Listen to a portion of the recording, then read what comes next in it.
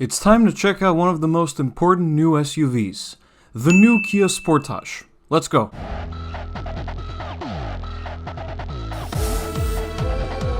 Welcome everyone to the new 2022 Kia Sportage. The one we're looking at today carries the fully loaded GT line equipment level and the 180 horsepower 1.6 liter turbo 4-cylinder with all-wheel drive and a 7-speed dual-clutch automatic transmission. The exterior is finished in this unapologetically bright color called infrared. This was my first ever experience with the new Sportage, and I can say that the first impressions are very, very good. The 2022 Sportage is the 5th generation of Kia's compact SUV, and while the earliest models are best left forgotten, the Sportage rose as one of the most competitive models in the segment over the past few years.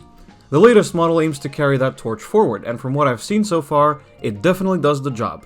Let's talk styling first. Kia's design department definitely didn't hold back when it came to the Sportage. It's striking, intent, and very unique.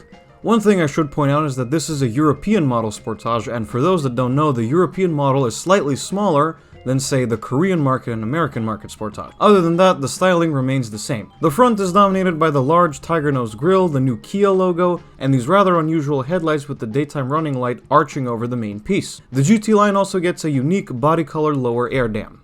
On the side, there's a black piece of trim unique to the GT line, as well as these pretty intricate diamond cut alloy wheels.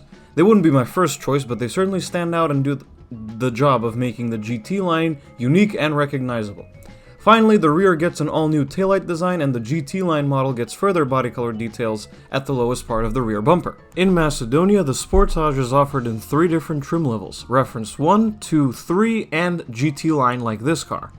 This one really is fully loaded, with the exterior getting goodies such as full LED headlights and taillights, LED front fog lights, and there's a power tailgate which I will show you in a moment. Let's climb inside the Sportage. The GT line gets a flat bottom branded steering wheel as well as unique seat trims and GT line logos on the seats themselves. Now let's switch on the accessory power and check out the rest of the interior.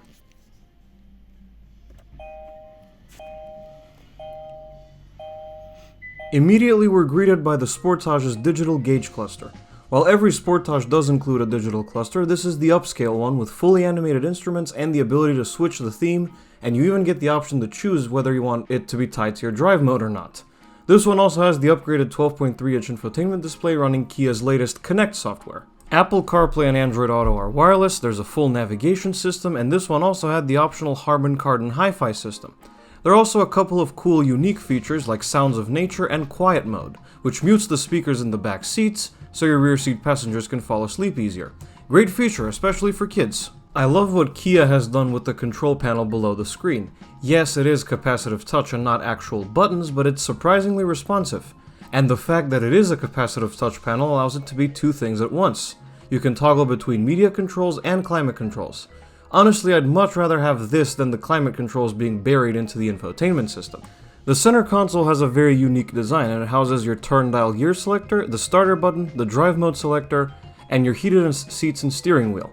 As you can see, there's ambient lighting on this one as well, with a multitude of colors to choose from. While I'm still in here, there's one thing I need to say. The Sportage has easily the best driving position of all the SUVs I've sat in so far.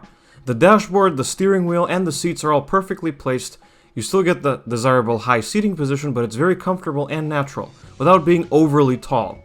One other thing, as well as front and rear parking sensors, this one had the 360-degree camera array as well. Let's hop into the back seat. Being an SUV, the Sportage does very well here.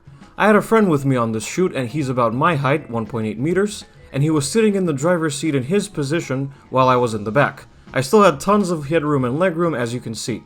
This one had heated rear seats as well as a climate zone for the back and 2 USB-C ports for charging devices. And as you just saw, this car also had the full-length panoramic sunroof. Finally, it's time for the cargo area. As I mentioned, this Sportage does have the power liftgate, and once you open it, it reveals a 591-liter cargo area, which is fantastic. Mercifully, you get handles to fold down the rear seats from the cargo area itself, as well as a false floor. Fold down the rear seats and you get 1,780 liters to play with.